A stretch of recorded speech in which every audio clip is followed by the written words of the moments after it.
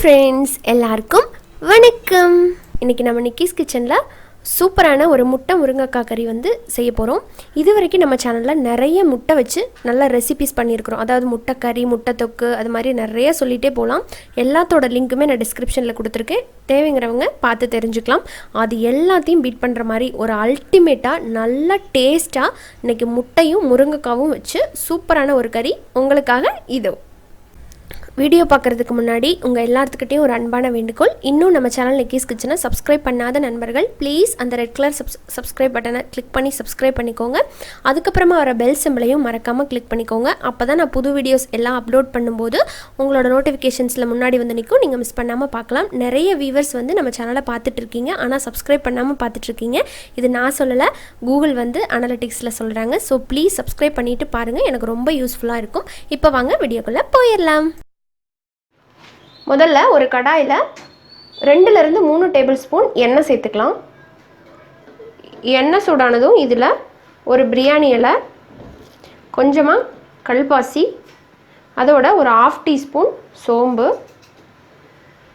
கூடவே நல்ல வாசனைக்காக 2 கிராம்பு, ஒரு ஏலக்காய், கொஞ்சமாக பட்டை, இது எல்லாத்தையுமே போட்டுட்டு லைட்டாக ஒரு 2 நிமிஷம் மட்டும் இந்த எண்ணெயில் வதங்கட்டும்.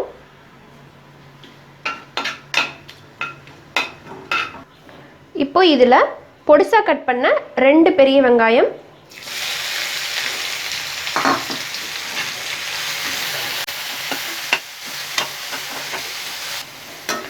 வெங்காயம் வந்து நல்லா சாஃப்ட் ஆகிறது வரைக்கும் இதை நல்லா வதக்கணும். இது வதங்கிட்டு இருக்கிற டைமில் நம்ம ஒரு தக்காளி பேஸ்ட் ஒன்று இதுக்கு ரெடி பண்ணிக்கலாம்.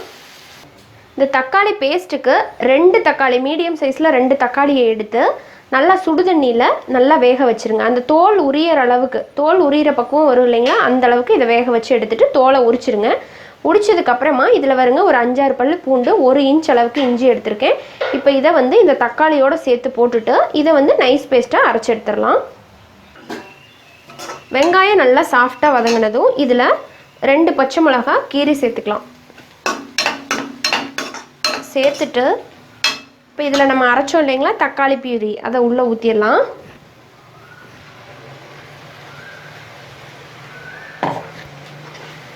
இந்த மாதிரி பண்ணும்போது நல்லா டேஸ்ட்டாக இருக்கும் உங்களுக்கு. அந்த அப்படியே நம்ம அரைச்சி போடுறத விட இந்த மாதிரி தக்காளியை நல்லா பிளான்ச் பண்ணி அரைக்கும் போது அந்த பச்சை வாசனை இல்லாமல் இந்த டேஸ்ட்டு வந்து கொஞ்சம் டிஃப்ரெண்ட்டாக நல்லாயிருக்கும் சாப்பிட்றதுக்கு. இது வந்து ஒரு 5 நிமிஷம் போல் நல்லா வதங்கட்டும். இப்போ இதில் ஒரு 1/4 டீஸ்பூன் மஞ்சத்தூள், 1 டீஸ்பூன் மல்லித்தூள், 1 டீஸ்பூன் காஷ்மீரி மிளகாய்த்தூள்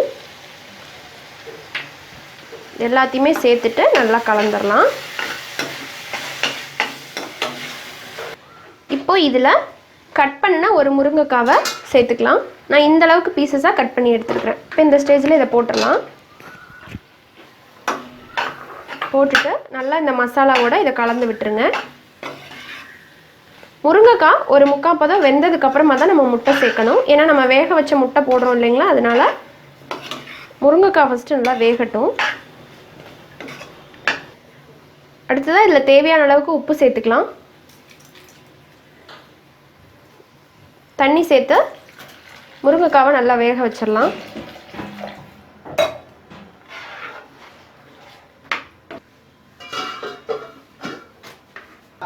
கரெக்டாக ஒரு 5 நிமிஷம் ஆயிருக்கு. இப்போ முருங்கைக்காய் வந்து நல்லா வெந்துருச்சு. ஸோ உங்களுக்கு பார்த்தாவே தெரியும், அப்படியே 2 இதாகிடுச்சு, நல்லா வெந்துருச்சு. ஸோ இந்த அளவுக்கு வந்து நல்லா வெந்துருச்சு. இப்போது இந்த ஸ்டேஜில் நம்ம முட்டையை சேர்த்துடலாம். முட்டை வந்து நான் இன்றைக்கி 4 முட்டை, வேக வச்ச முட்டை வந்து 4 எடுத்திருக்கேன். எடுத்துட்டு அதை வந்து அங்கங்கே கீறி விட்டுருங்க. அப்போ தான் அந்த குழம்பெல்லாம் நல்லா உள்ளே இறங்கி சாப்பிட்றதுக்கு ரொம்ப நல்லாயிருக்கும். இப்போ இதை வந்து உள்ளே போட்டுடலாம். சேர்த்துட்டு நல்லா இதை கலந்து விட்டுருங்க. இப்போ முட்டை சேர்த்து ஒரு 5 நிமிஷத்துக்கு அப்புறமா நம்ம இதில் தேங்காய் பால் சேர்க்கணும். ஒரு 1/4 மூடி அளவுக்கு தேங்காவை எடுத்து நல்லா தேங்காய் பால் கெட்டியாக எடுத்திருக்கேன், அதை ஊற்றிக்கிறேன். தேங்காயை அரைச்சும் போடலாம், பட் தேங்காய் பால் சேர்த்து பண்ணுறது ரொம்ப நல்ல ருசியாக இருக்கும். இப்போ இதை நல்லா கலந்து விட்டுருங்க. ஸோ கன்சிஸ்டன்சி பார்த்துக்கோங்க, தண்ணி வந்து கூட குறைய அளவாக பார்த்து சேர்த்துக்கோங்க. இப்போ இதில் ஃபைனலாக நல்ல வாசனைக்காக 1 டீஸ்பூன் சிக்கன் மசாலா சேர்க்க போகிறேன். நீங்கள் கரம் மசாலா கூட சேர்த்துக்கலாம், பட் சிக்கன் மசாலா வந்து நல்ல வாசனை கொடுக்கும். இது ஒரு இம்பார்ட்டண்ட்டான இன்க்ரீடியண்ட் இந்த டிஷ்ஷில். இப்போ இதை சேர்த்துட்டு நல்லா கலந்துட்டு இந்த பச்சை வாசனை போகிற அளவுக்கு மட்டும் ஒரு 2-3 கொதி விட்டால் போதும். தேங்காய் பால் சேர்த்துருக்கறனால ரொம்பவும் கொதிக்கக்கூடாது. ஸோ இதை மறுபடியும் மூடி போட்டுறேன், நல்லா கொதிச்சு வரட்டும். இப்போது நல்லா எண்ணெயெல்லாம் தெளிஞ்சு முட்டைக்கறி சூப்பராக ரெடி ஆகிடுச்சு. நல்ல வாசனையாக இருக்குது. நீங்கள் இந்த மெத்தடில் பண்ணி பாருங்கள், உங்கள் வீடும் இதே போல் நல்லா வாசனையாக இருக்கும். இப்போது ஃபைனலாக இதில் மல்லி இலை போட்டுடலாம். மல்லி இலை போட்டு இறக்கிட்டோம்னா நம்மளோட சூப்பரான முட்டை முருங்கைக்காய் கறி ரெடி. நல்ல ஒரு சூடான சாதத்தோட இந்த முட்டை முருங்கைக்காய் கறியை போட்டு சாப்பிட்டு பாருங்கள். அதில் இருக்கிற முருங்கைக்காய் அவ்வளோ ருசியாக இருக்குங்க. சாப்பாட்டோட வச்சு சாப்பிட்றதுக்கு இட்லி, தோசை, சப்பாத்தின்னு எல்லாத்துக்கூடவும் நல்லாயிருக்கும். ஆனால் பர்ஃபெக்டாக சாதத்தோட அவ்வளோ அருமையாக போகும். செஞ்சு பார்த்துட்டு உங்களோட ஃபீட்பேக் அண்ட் கமெண்ட்ஸை மறக்காமல் என் கூட ஷேர் பண்ணிக்கோங்க. பிடிச்சிருந்ததுன்னா லைக் பண்ணுங்கள். யூஸ்ஃபுல்லாக இருக்குன்னு நினச்சிங்கன்னா ஃப்ரெண்ட்ஸ் அண்ட் ஃபேமிலியோட நிறைய ஷேர் பண்ணுங்கள். உங்களோட பெரிய சப்போர்ட் எனக்கு கொடுப்பீங்கன்னு நம்புகிறேன். இன்னொரு இன்ட்ரெஸ்டான அண்ட் ஹெல்த்தியான ரெசிபியோட உங்களை சீக்கிரமாக வந்து சந்திக்கிறேன். நன்றி, வணக்கம்.